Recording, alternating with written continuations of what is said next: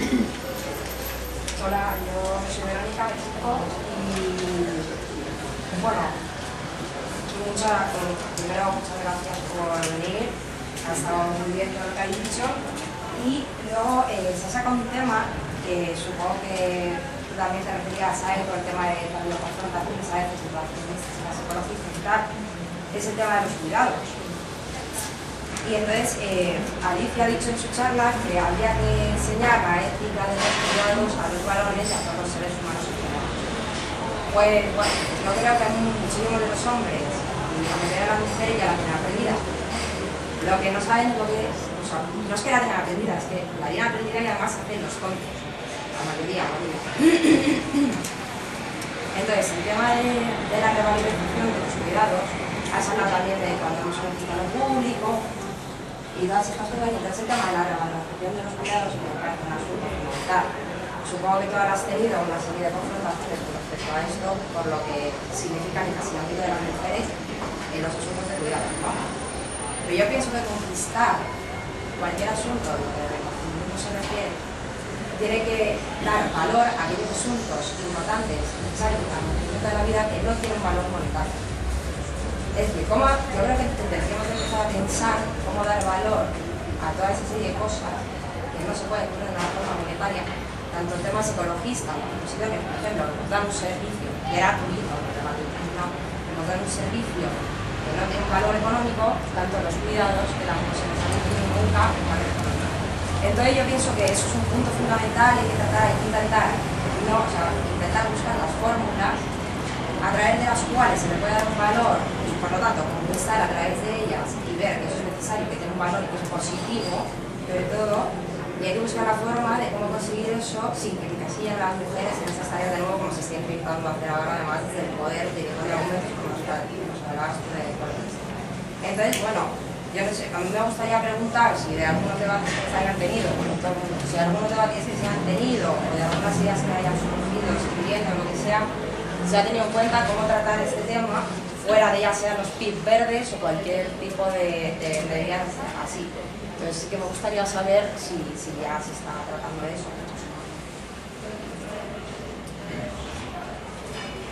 Brevemente. A ver, con respecto a los cuidados y el sistema de sexo-género, yo creo que la mejor manera para lograr que obtengan valor, que obtengan reconocimiento, el método más expeditivo es que lo hagan los varones. También, porque porque el sistema de sexo-género tiene un componente que es el componente del estatus, el estatus de género, que todo aquello que hacen los varones automáticamente tiene un valor añadido que es el valor del estatus de género. Entonces, una forma de conseguir que algo se reconozca es que lo hagan los varones. Cuando lo hacen los varones, aquello que hacen los varones suele obtener un plus de género. Entonces, ese sería, digamos, no digo que sea la única vía, pero que es una vía muy importante. Por supuesto está también la vía del discurso, hacemos discursos acerca de ello, pero dar valor a través únicamente de un discurso, yo creo que es incompleto o difícil. Yo creo que hay que lograr las dos cosas. Puedes hacer muchos discursos acerca del valor de las tareas del cuidado, pero algo muy contundente va a ser que lo hagan los varones. A partir de ese momento serán importantísimas las tareas. Pienso, por ahí anda la cosa. Se van a resistir. Lo hacen. Lo de los micromachismos, por ejemplo, es una de las respuestas a eso, se hacen los tontos. O sea, no todo varón se hace tonto, pero es verdad que muchos no se dan por... Pero cuando digo enseñar las tareas de cuidado, no es únicamente enseñar cómo hacerlo, sino que es todo un aprendizaje en el cual se desgenericen las tareas de cuidado.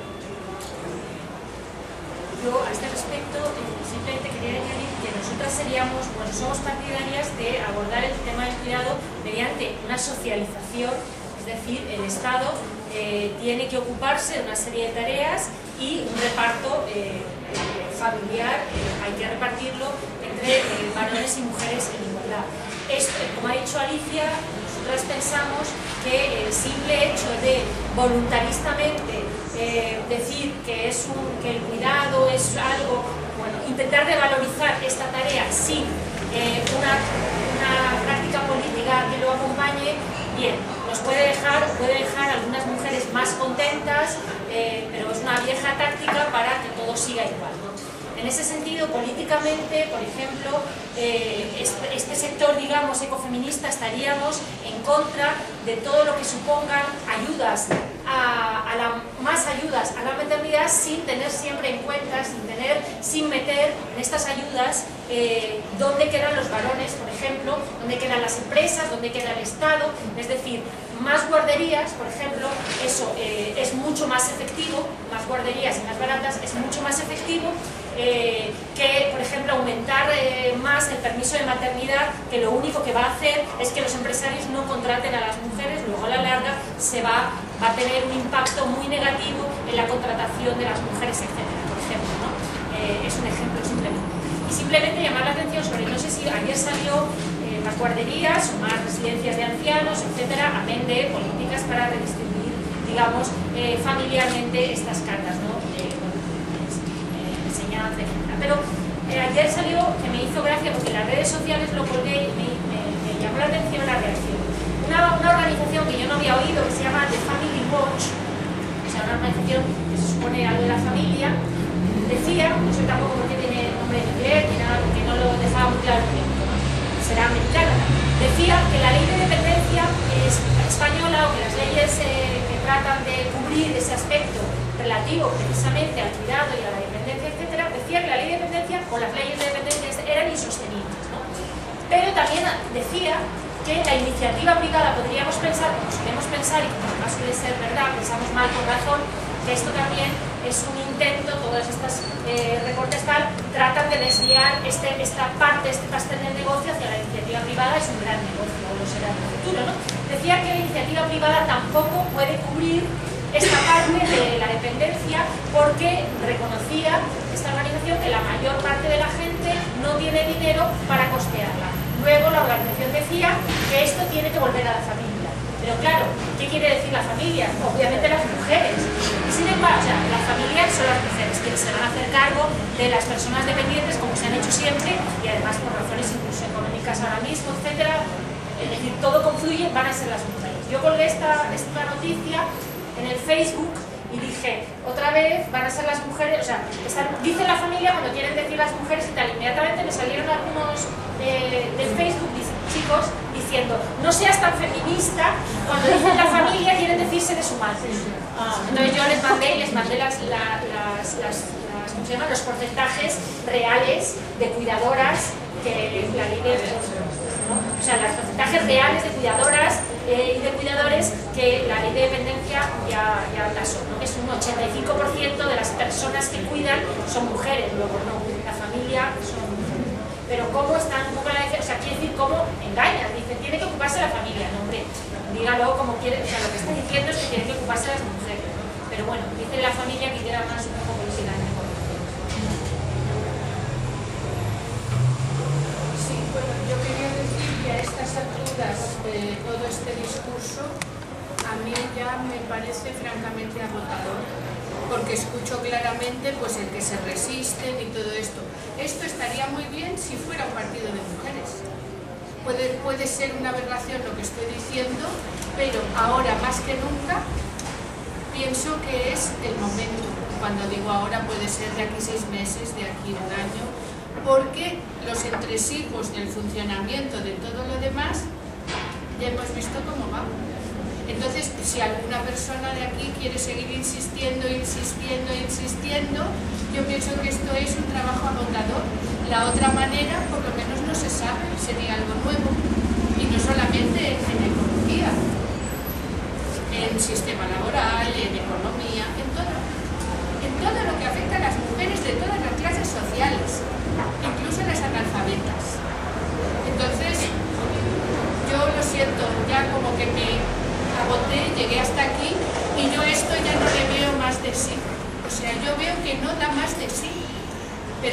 sea eco, ni porque sea eco, ni porque sea eco, ni porque sea nada.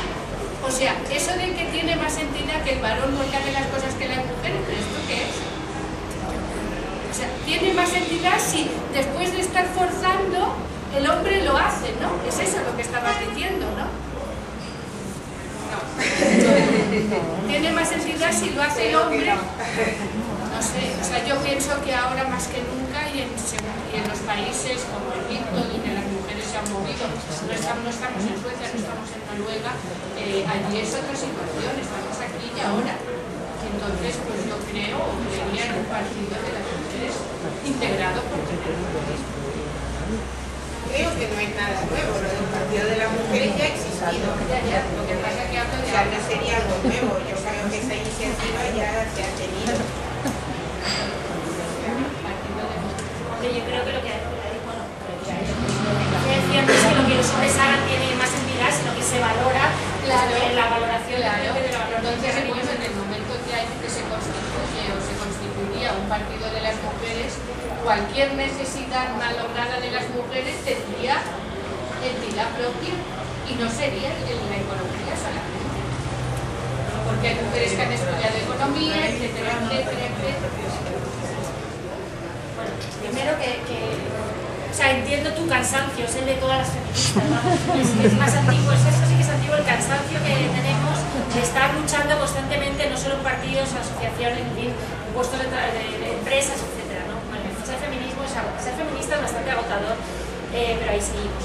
Bueno, no sé, me parece una propuesta totalmente bien, o sea, no es aberrante, es una aberración, no es una aberración, pero es cierto que la mayoría de nosotras seguimos, primero que no parece viable, y no parece viable simplemente porque ha habido muchos ejemplos, incluso hay un partido feminista en España, se ha presentado a las elecciones y también ha habido un partido feminista en Suecia.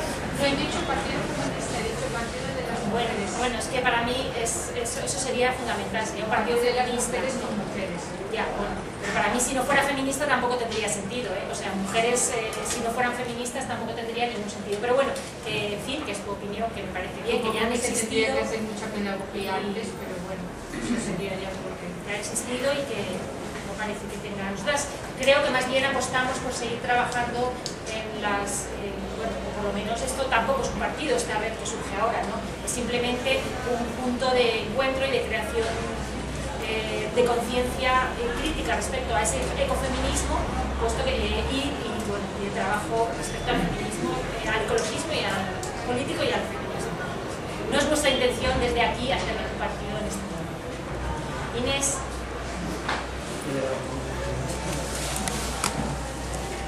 Pues dos cosas creo. Una, que si hay un antecedente que a mí me parece muy interesante a la hora de construir redes, todavía sin ser redes sociales en espacio virtual, es los movimientos LGTB que supieron construir una red un poco más pacientemente, digamos, que otras redes, que fue una experiencia de mucho éxito a la hora de traducir unas reivindicaciones que objetivamente eran muy difíciles en nuestro país en una aceptación mayoritaria. Entonces, ese precedente de estas organizaciones, pues creo que debería, el feminismo debería, o qué opinión tenéis de hacer un trabajo en red que no signifique, o sea, la diferenciación entre lo que es una red y lo que es un lobby por distinto o similar. No quiero decir que son cosas distintas. Y luego, como también, por otro lado, las redes sociales a efectos virtual, en este caso, pueden cambiar, o de hecho están cambiando un modelo de relación que era de alguna manera muy estático. Esos dos elementos, la red, en ese caso como la red que para mí es la referencia previa o una referencia muy importante de trabajo a la hora de ser capaz de avanzar, ¿no? Porque yo encuentro que el movimiento feminista tiene un cierto parón en un momento determinado, ¿no? Entonces, como que estos dos ejemplos, por un lado, quienes han construido con la suma de muchas cosas una red real que ha traducido en que la mayoría de gente, sorprendentemente, entendiera una reivindicación, y luego la red social entendida como ese espacio virtual. Y por último, ¿qué oportunidades le veríais a una cuestión que están teorizando mucho y que a mí me interesa mucho, que es el tema del procomún, o sea, que es la lucha por lo común como un intento de superación, por un lado, del individualismo más neoliberal, clásico, de que cada uno se busque la vida, y por otro lado, el colectivismo, que en algunas ocasiones no deja espacio suficiente a la creatividad o a la fuerza también individual. ¿Cuál sería, en ese caso, puesto en una red feminista, el trabajo? ¿Cuál sería un poco la estrategia de trabajo que supiera ver ese espacio común, que posiblemente sería una muy buena transferencia para el conjunto de la sociedad y para el avance, ¿no?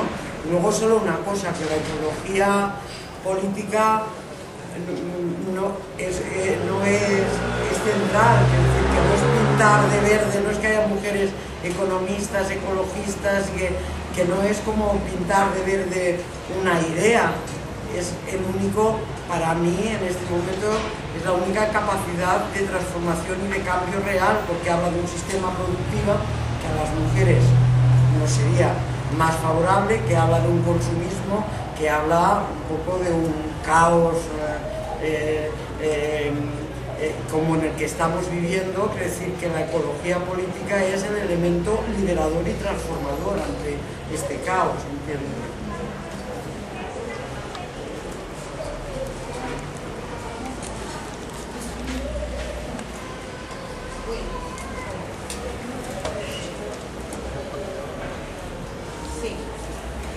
Sí, vamos respondiendo parcialmente, ¿no?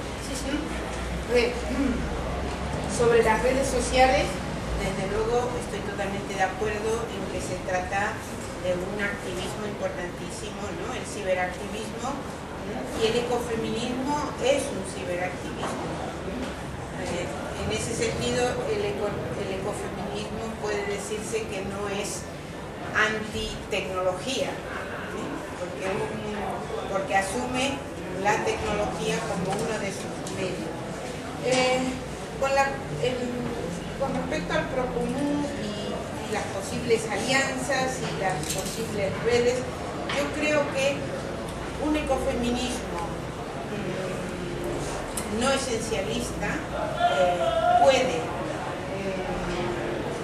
tener apoyos, evidentemente, en el feminismo igualitarista, y también en aquellos grupos de hombres por la igualdad, por ejemplo, que están cuestionando los estereotipos de género, porque tanto que se trataría de cuestionar los estereotipos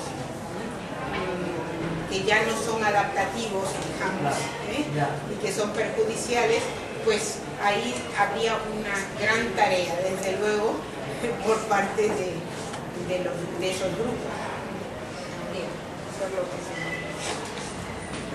Solo un apunte, porque ahí sí que el ecologismo estamos avanzados desde la perspectiva de las redes sociales, porque lo hemos desarrollado de una manera muy óptima, que ha sido aprovechar ese ciberespacio para poner una resistencia frente a hegemonías muy importantes, corporativismos muy grandes, que antes no había forma de luchar contra una gran empresa, Unilever, Nestlé, y que hemos conseguido, ¿no? Y esa es la oportunidad, ¿no?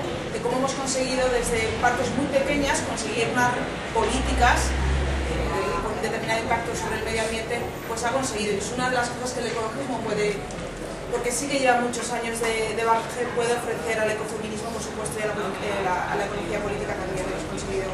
Era solo ese apunte, ¿no? Al hablar de la nube. respecto a esta red ecofeminista, decir que, bueno, por razones obvias, yo tengo muy presente el ejemplo del activismo LGTB. Bueno, pues si alguien no lo sabe, yo soy presidenta de la Federación Estatal de Bisexuales y Transexuales muchos años, es decir, la principal organización LGTB en España.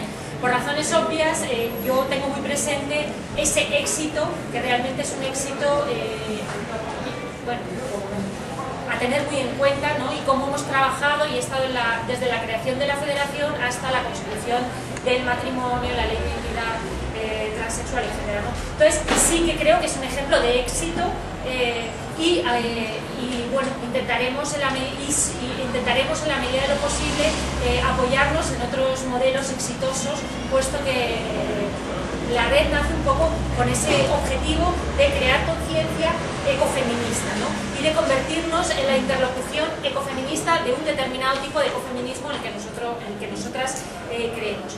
Las redes sociales obviamente somos ciberactivistas. Esta misma red no existiría en este momento sin el ciberactivismo, porque la mayoría de nosotras, en este momento, de las mujeres que integramos la red, vivimos fuera de Madrid o estamos en toda España.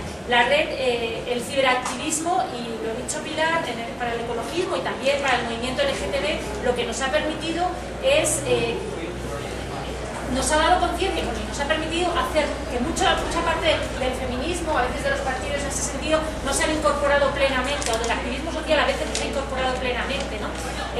Pero el ciberactivismo, yo he aprendido en el movimiento LGTB que te permite hacer mucho y tener un gran impacto con pocos medios económicos, incluso con pocos medios de gente también, ¿no? Nunca hay suficiente gente, toda la que querríamos, y sin embargo esto era antes muy difícil de movilizar, ahora es fácil pues eso, crear conciencia, incorporarte al debate público, ir abriendo espacios y tener impacto social con pocos medios económicos, ¿no? Eso es la gran ventaja.